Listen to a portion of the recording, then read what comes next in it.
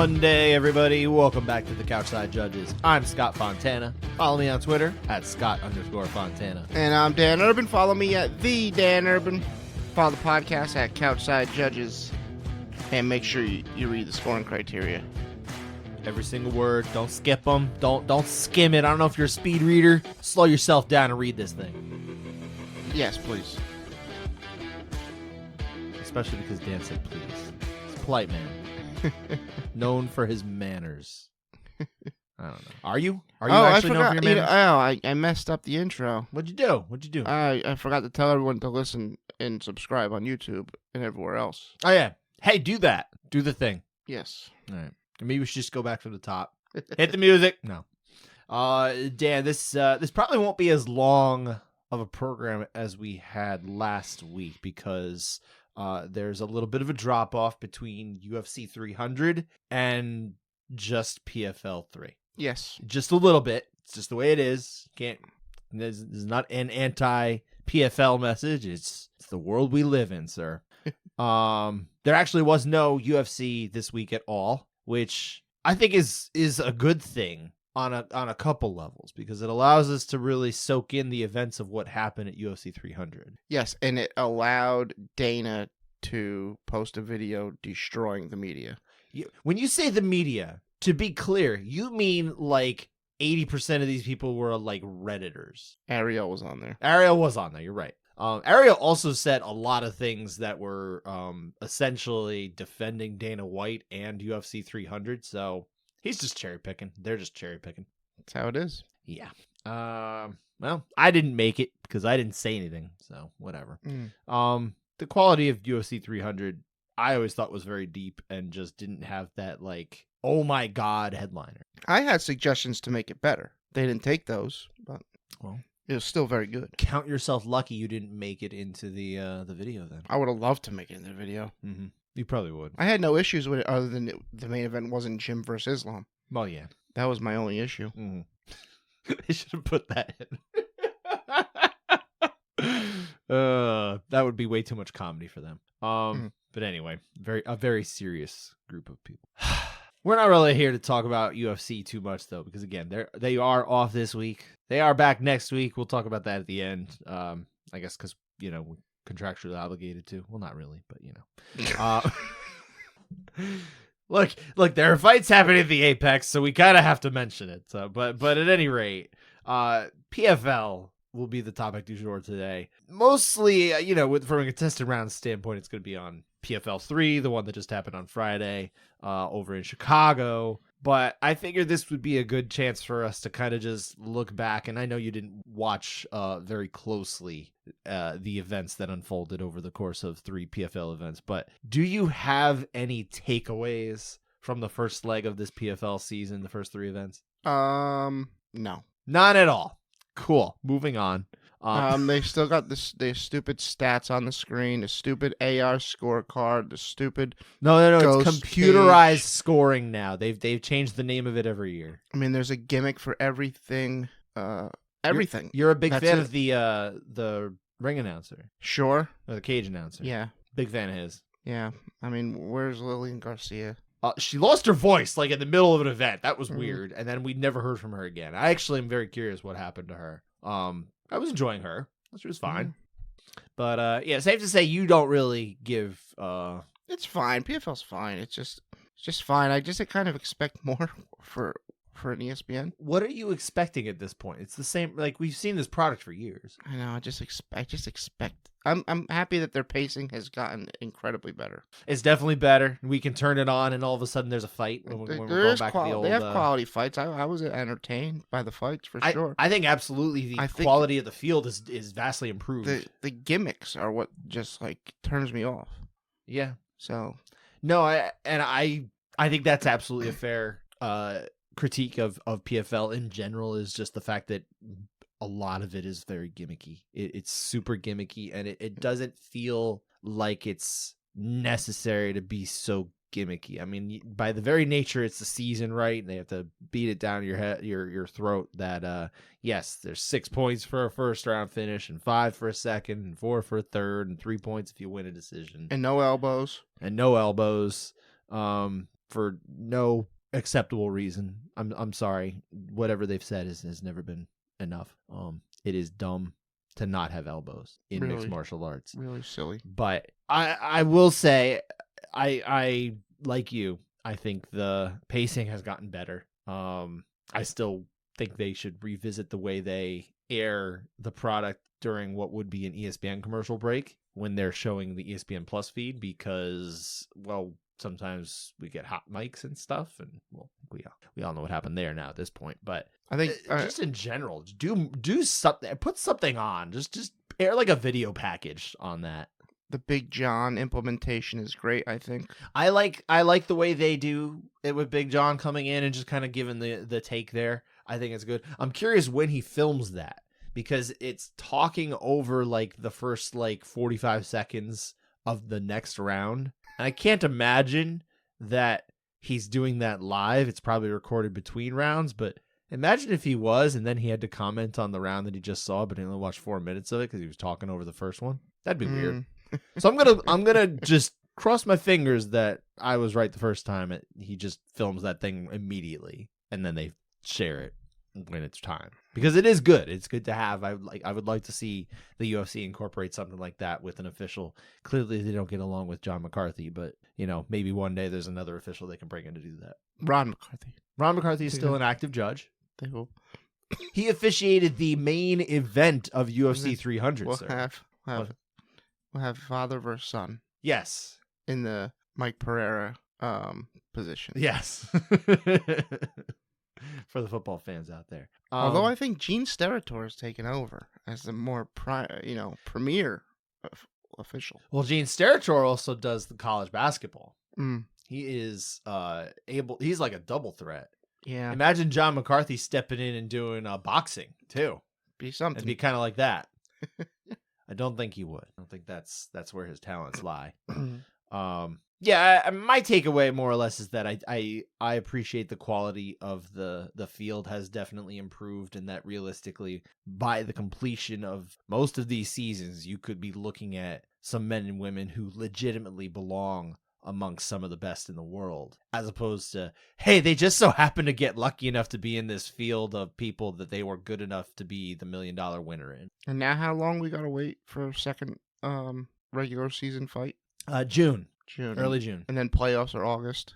Playoffs are, typically August. They already announced the dates and locations for the second leg of the PFL season. They said it during the broadcast. I know we kind of cherry picked in, and I had it on all day. Dan is not going to be bothered to sit and watch PFL more than he needs to.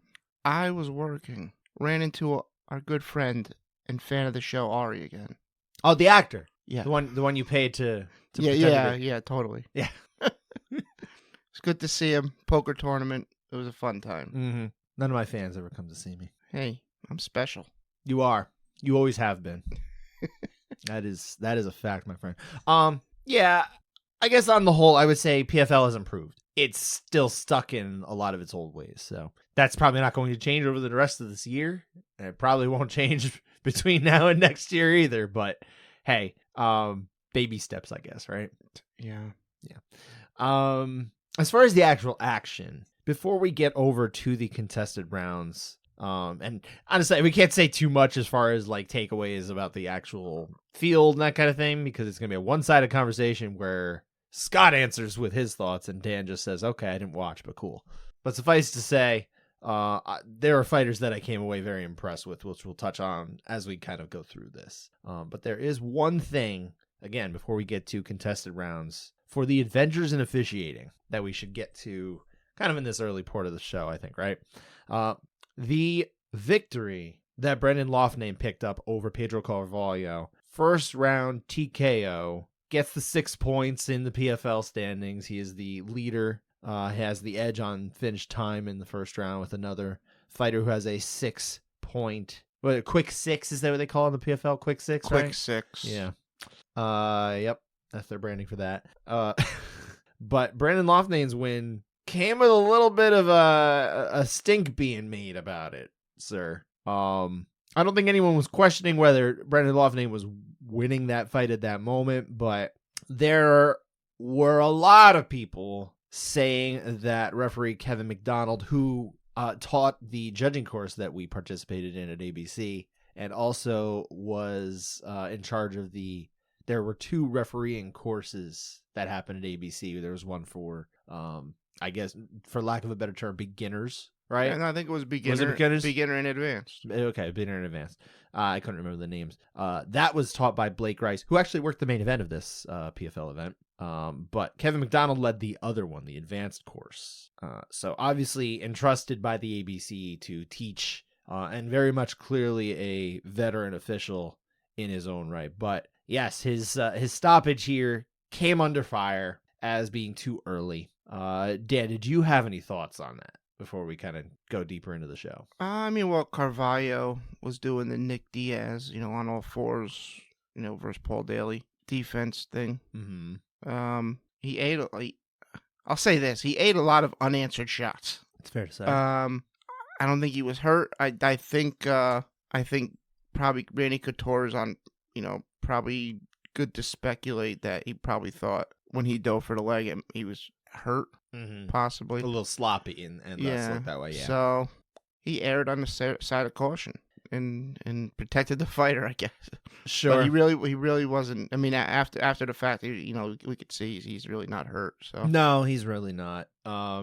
It's a rough stoppage. I think I would just frame it like that. It's not a good stoppage.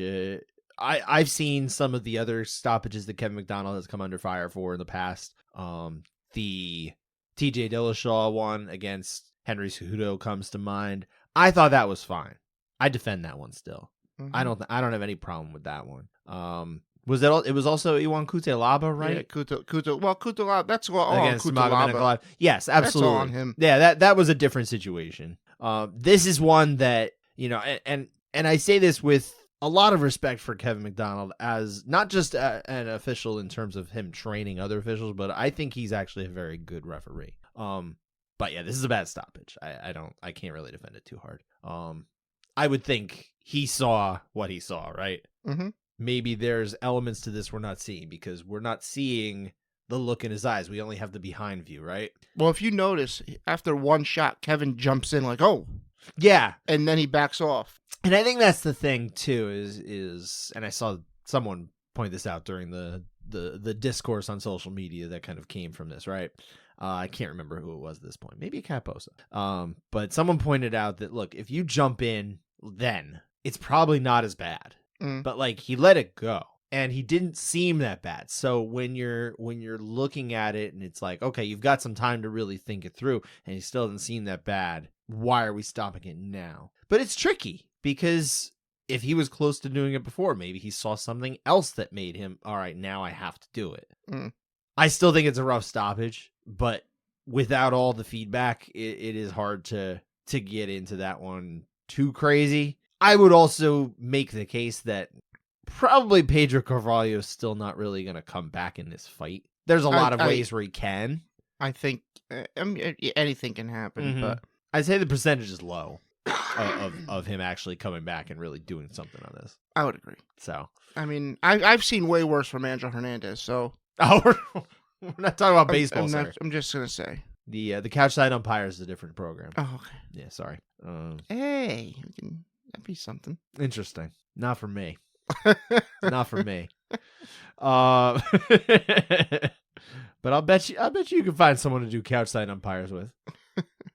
But yes, again, not the greatest of stoppages, but I do question how much we need to worry about that because of the fact that I do think the natural conclusion of this fight was probably still going to head somewhere in that direction. So, but hey, when we're talking about points of stoppages and when fights end and that kind of thing, let's say Carvalho is able to hang on and just get his way over the next 2+ rounds and get himself the distance, but lose on the cards. Loughnane loses 3 points there, so it does change the standings. It kind of messes things up with PFL a little bit more. It's not a zero-sum game so much when we're talking about degrees of winning that count. What is it? 6 points is almost a guarantee to move on. Just about. Although last year it was in this particular division. This was the first time that PFL had semifinalists that did not earn 6 points. Or, excuse me, the other way around. there was a fighter who's had 6 points. That was Chris Wade, who did not qualify for the semifinals. That was the first time someone had 6 and didn't make it. So I completely framed that wrong the first time. But the second time, I got it right, guys. So pay attention to me there. Yeah, so we're not cutting it. Pedro just go out there and finish in the first round. Yeah. And realistically, at this point, too, Brendan Loughnane kind of just needs to get a win to absolutely lock it in. I think 7 points would be in total automatic. 6 is usually, but 7 is definitely. And is it true you get a extra bonus point for a sub in the first round? I'm not aware of that. Oh. I think that's just wishful thinking on your part. Okay. Yeah. The unanimity report for this one, I said that right again. I've been better ever since I bottomed out, right? I think ever since when I wrote, I broke it down in syllables for you. Break it down in syllables for me as if I was a child. Thank you for that. Or as if I was learning a new language. But there were 19 rounds scored in all at PFL 3. 13 of them were unanimous for a 68.4% rate. That's fine. It's about average, give or take. 2 of these, by the way, though, were 9/8 splits. So a little higher when you take into account that we're only talking about winners in 4 cases. Let's move over to those contested rounds. And I think we need to start with the fights that we're debating who won the rounds, because they had 2 rounds each in 2 fights. Yeah. Because we've got 2 fights that look like unanimous 29-28s, but they're favorite. deceptive. Yes, these are the ones that they're Dan's biggest bugaboo. Doesn't expect he's going to talk about it, and all of a sudden it's like, yep, we got 2 rounds out of that one. It's like, what are we doing? So let's start with the one that was higher, or not higher on the card, earlier on the card. Adam Boric, former Bellator featherweight challenger, getting the win over former Bellator bantamweight Enrique Barzola. Unanimous nod, 29-28 all around. But wait! Rounds 1 and 3 are split with the same judge, in this case Sal D'Amato, in the minority. Judges Brandon Mason and Scott, don't call me Scott with 2 T's, Jones, were in the majority. Sorry, he spells it wrong. Someone needs to tell him. He just forgot the T. It's okay. These things happen in MMA. They're in the majority.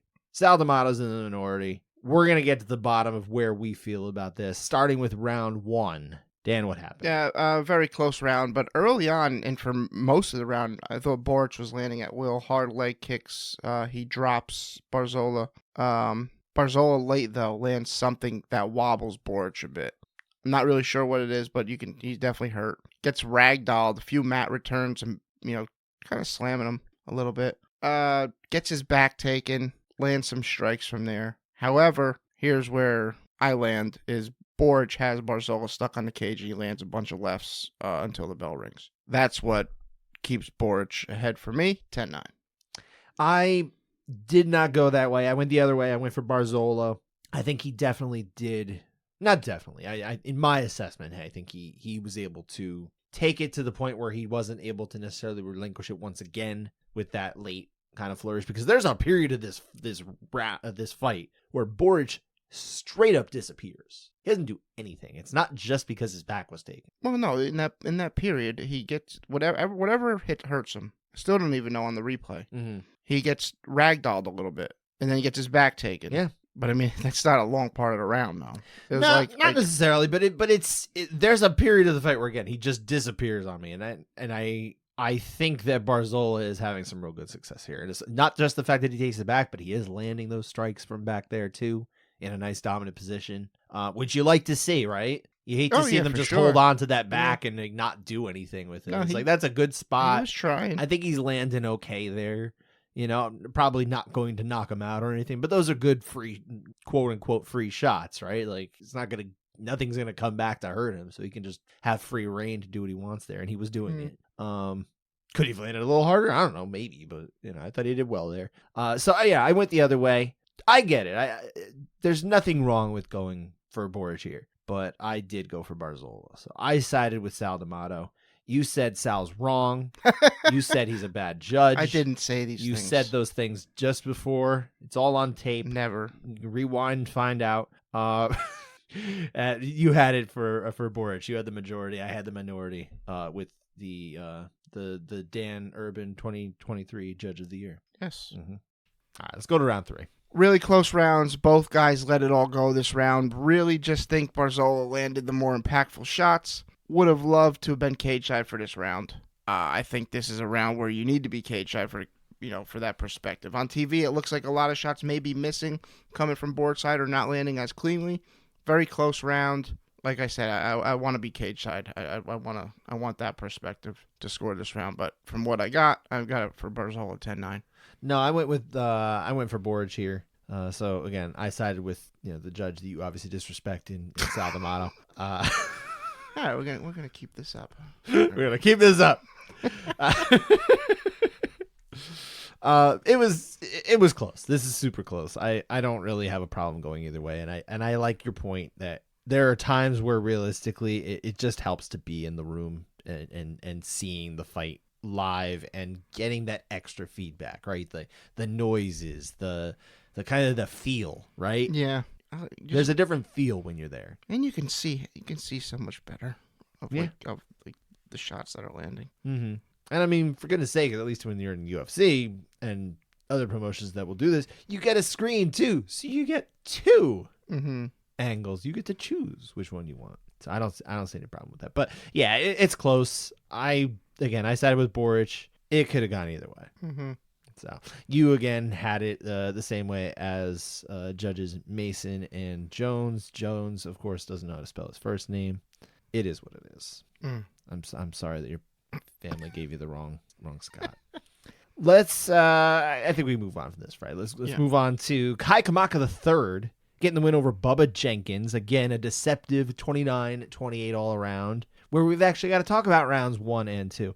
And I'd like to point out, too, that I every time Kai Kamaka comes up, he's going to be on a Bellator card or something like that, at least the past few years, I've always been interested in his fights. Like, you know what? That's the prelim I want to watch. Mm-hmm. And here he is. He made it into the field, and I did not think he was going to beat Bubba Jenkins. He goes out there and he beats Bubba Jenkins. Nice win. It's a good win for him. Mm-hmm. Mm-hmm.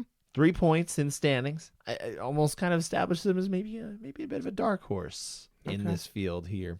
But yeah, we are split on rounds 1 and 2. Just like the last fight, one judge, in this case Brian Miner, is out each time. The majority position is held by judges Brian Pachillo and Rick Winter. So let's start with round 1, Dan. Yeah, I do think it's a pretty close round. Both guys landed good kicks. Kamaka, really good leg kicks.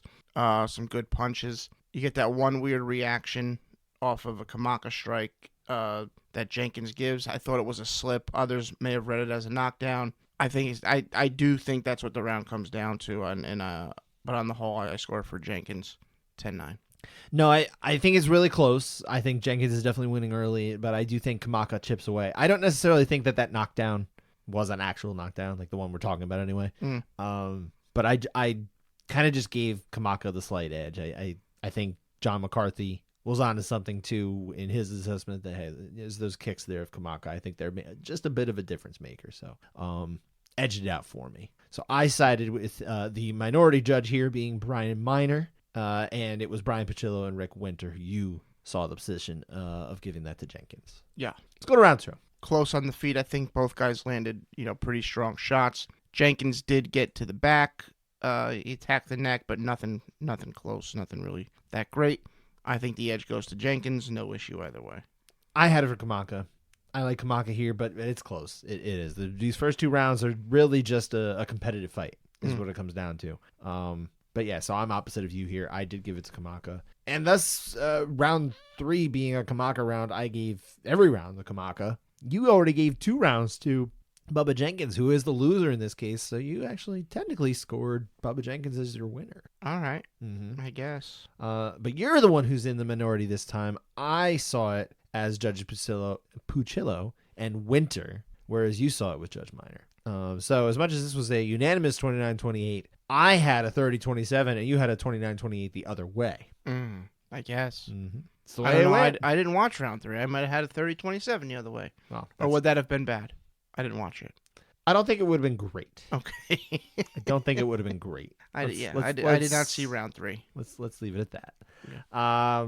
But yeah, that was really it for the round winners splits. We do have 2 rounds, one from each of separate fights. The fun stuff. The fun stuff in Dan's assessment. The degree of victory In this case, for Shamil Musayev, who actually did get the win in round 2 over Logan Storley. Big upset, knockout finish, 27 seconds into that second round. But the first round, doesn't seem like it's going to be an interesting round, and then all of a sudden it is. It was like 4 minutes of nothing. I think Storley landed like 4 jabs, and Musayev landed like 2 or 3 strikes. Storley was the one. He had a slight edge here, and then Musayev lands a kick to the body, hurts Storley a little bit there. Then he hurts him a whole bunch more with punches to the head, swarming on him, jumping knees. I think he dropped him 2 or 3 times. I mean, the damage is very, very high here. And these are like real crisp punches he's throwing, too. And fast. Storley's in trouble. So, very high damage. 10-8 for me. Just goes through the roof. Yeah. In terms of the damage meter. It's very low. It's very low. It's very low. And then it starts to uptick pretty well. And then it's just like, oh my gosh, he's in real bad shape. Storley's basically doing almost like a split. Yeah, at the end of the round. He gets popped, and like it's not like a traditional knockdown where he lands on his back or whatever. He does a split. It's like, yeah, it doesn't matter what you call it. The man is very in a bad way. Mm-hmm. You know, that's no one would debate that. So I think it goes from very much a blasé 10-9 to whoever you felt like had a slightly better edge over 4 minutes to, oh, yeah, I think we can give an 8 here to Shamil Musayev. So I did. I gave the 8. Blase. Is there a Johnny Blase? Johnny Blase? Yeah. I'm not familiar. Who's this? Oh, I don't know. That's like a name. Mm. Blase. I like that word. I don't know what it means, but I like it. Where did you get blase? I didn't say blase. You said blase. What did I say? This round was a very blase round. I think I said blah. No, you said blase. Did I? Yeah. Oh. It's late. It is. It's very late. It just kind of a meh round, I guess. Meh. Yeah. Meh. But there was nothing meh about what Musayev did there down the stretch. Like I said, I gave an 8 here. You gave an 8 here. So we went against the majority, which was judges Brandon Mason and Scott, don't call me 2T Jones. We sided with Judge Sal D'Amato, who I think realistically, it's not that the other 2 judges don't have experience. They've worked several Bellator events at the very least that I can remember. I wouldn't say the most visible judges that we have, but I've seen their names. Absolutely, they've got some experience, but nobody has experience like Judge Sal D'Amato does, and I think probably with that experience comes a comfort level with being able to go from like basically like almost a 10-10 of a 10-9 to a 10-8 in lightning fast time. And I think Sal D'Amato made the right call here to go for the 8. So I'm with him. Would you agree? Oh, yeah. Yeah. What does that mean for Judge D'Amato? Couchside override. Gotta get that in the mail. I don't think we had any last week. He did not. I don't know if we did. Actually, I can't remember. All right. Well, it's been a while, and it's very late. That was almost 7 days ago, sir. One more round of the same variety, degree of victory, and Tyler Diamond's the one who got the victory in this case. Clear nod on the cards over Rodriguez, 30-26 2 times, and a 30-27. So we're talking about round 2 as a potential 10-8. What happened in round 2? Well, like you said, very good round for Diamond. Rodriguez in the beginning of the round gets a front headlock, and it looks like he's trying to get a guillotine, but they're just walking around the cage with each other. There's nothing close there, really. And then Diamond's landing big shots on Rodriguez, has him hurt. He's forcing him to dive for takedowns. I think he had good damage, and I think for the little part of the round, might have been a little bit more than a little part of the round, probably like the first half of the round. I thought he had some good dominance in the striking there. Like I said, a lot of the round took place on the ground with Diamond on top in half guard with his neck wrapped. I mean, there's really nothing there. Some punches here and there. It's like one step away from a flan flu attempt. Yeah, I guess, yeah, he probably... It's not like he could have gone for it, but I'm watching that position and I'm like, he's got nothing here. He probably should just try and let go. Yeah, he was just wrapping him for something, I guess, to hold on to. Yeah. Duration for sure, not one of the D's, but I do think you can check damage and dominance, so I'm on the 8. Yeah, I'm giving the 8 here too. Again, there's kind of a technically a borderline case. You've got a way out of it, but I like an 8 here. I think when you've got the damage in the mix, it certainly helps. Mm-hmm. And so I basically just like the 8 enough here. But you can see it going either way. So we're in the majority, I should say. We agree in this case. Finally, we agree on something. Not agreed as much. Well, I guess we agreed on the last one, right? The other 8s. Mm-hmm. We don't see eye to eye on who wins these things, but we know what the degree is, and it's always an 8. No, it's not always an 8. But it's also fun comparing the rounds. It is. But yeah, so we're in the majority here with, again, judges Mason and Scott, spelled wrong, Jones. Sal D'Amato is on his own here. Gave the 9. There's a way to it. I don't like it that way. That's what it is. But again, you just don't think Sal D'Amato's a very good judge. You can't agree with anything he says, can you? It's not nice.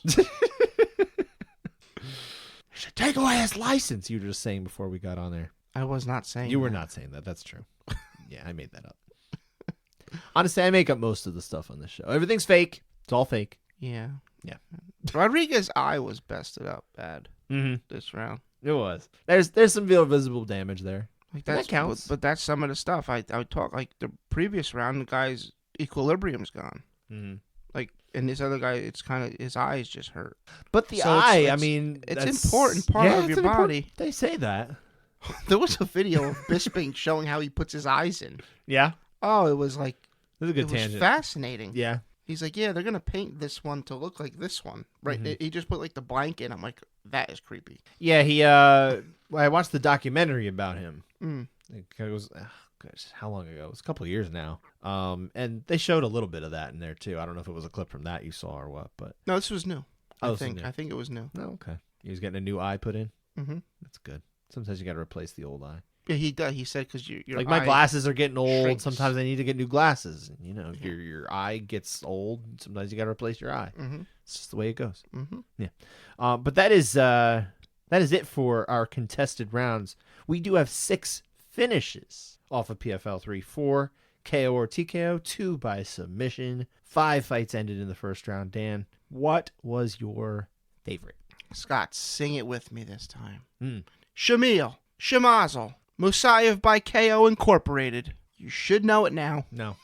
Why should I know it You now? should pretend you know it now. Why should I know it now? You should pretend. Is it because we already recorded this and we have to do it again? Pretend you know it now. I'm peeling back the curtain. We lost a portion of our previous recording, so we had to redo some of this show. And Dan was teaching me about, what was the show? Laverne and Shirley. Laverne and Shirley, which I did not watch. I never watched growing up or on Nick at Night. Like I had said last time, Mork and Mindy would come on, and it was like, all right, that's time for bed now. Did you watch Happy Days? Not really. Oh, I mean, No. they were Laverne and Shirley were like a spin-off of Happy Days. That was my understanding. Yeah. So you have heard of it. I've heard of it, but I don't know anything about it. Oh, good grief. Good golly, Miss Molly. Is that what Yeah, we're doing here? hit me with your favorite. You can hit me with that cough then. Yeah. Gabriel Braga, I went with as a favorite, and obviously it's a good knockout, right? He gets the finish with 1 second left in the first round to preserve that 6-point quick 6, like the PFL calls it. But for me, it's just the emotional catharsis that he has of getting that finish, getting that victory after months of grief in the wake of the murder of his father. I'm happy to see somebody who went through such a hard time come out the other side and find success, especially in something that meant something to both him and his father. Mm-hmm. And he did express that this is what he intends to honor his father's legacy and memory for the remainder of his career. Mm-hmm. He's a young fighter. Hopefully he's in it for a long time and giving us plenty of knockouts like that. That's a good finish for his highlight reel. It gets him off to a great start in his pursuit of $1 million to really better his life and change his life. So great knockout for Gabriel Braga. I like that. Yeah. Awesome.